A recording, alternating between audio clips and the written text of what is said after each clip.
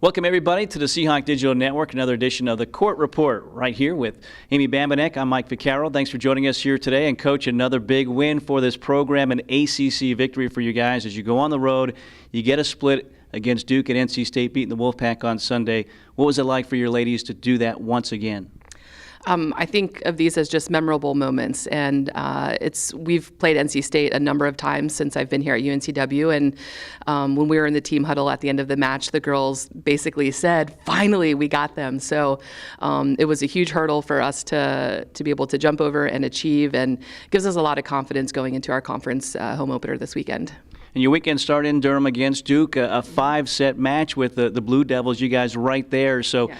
What did your ladies learn maybe from that setback that they carried over and made some adjustments on Sunday? Well, going into the match, we wanted to perform a lot better than what we had the year before, and getting a second opportunity to play at Duke and to play at Cameron Indoor is just amazing for our pretty much a very young team.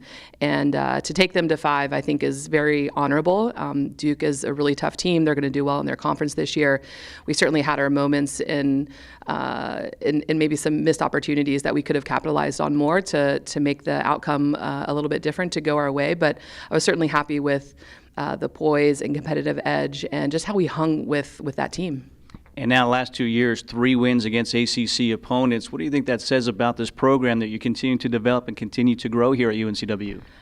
It's tremendous. I think it shows a lot of growth within our conference too. I think right now our conference is 7-3 on the year versus ACC opponents, and we kind of utilize that conference as a benchmark for what we want to achieve. A lot of those teams are playing in our region, and those are the teams that we want to try to schedule as much as possible and try to compete with. That only helps our program, it helps our conference, and I think it's huge for our players to be able to compete against those teams and have that confidence and know that they can, take a whole match win over those ACC opponents. You mentioned conference, that's coming up here this weekend, but 10-2 now, 10 wins in non-conference play 3 of the last 4 years. So seeing that, are you kind of where you thought this team would be or where you want to be heading into conference play?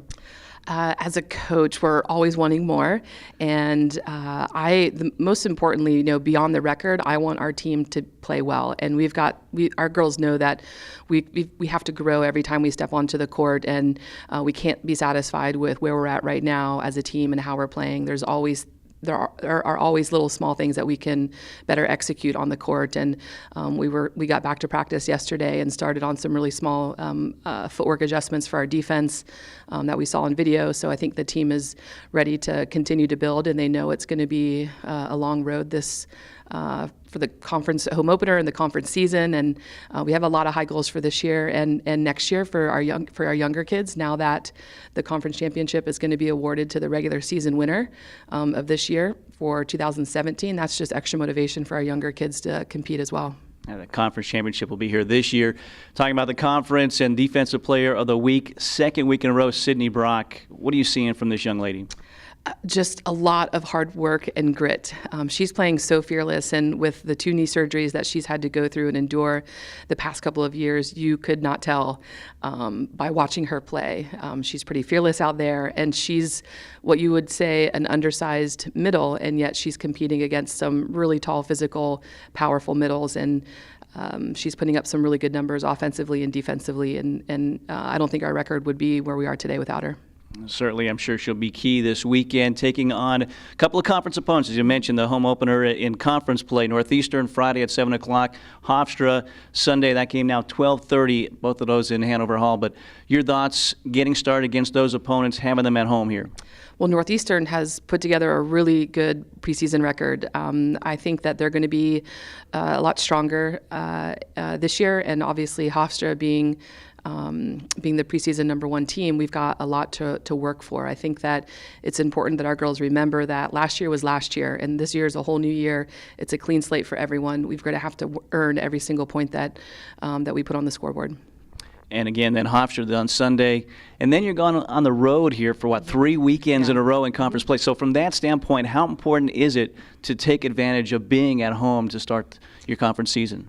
Playing at home is always exciting because Hanover is just a great venue for volleyball, but those road trips are very important. We've been playing really well on the road so far this season, so I don't see a letdown in our team from those road competitions. And it's nice. The alternative to that is that we finish our season with 4 matches at home, so I'm okay with that trade-off. All right, so it begins conference-wise this weekend. Friday against Northeastern at 7 o'clock. Sunday against Hofstra. Again, that match will be at 12:30, both of those in Hanover Hall. Coach, best of luck. Thank you. Again, for Amy Bambanek, I'm Mike Vaccaro. Thanks for joining us. Another edition of the Court Report right here on the Seahawk Digital Network.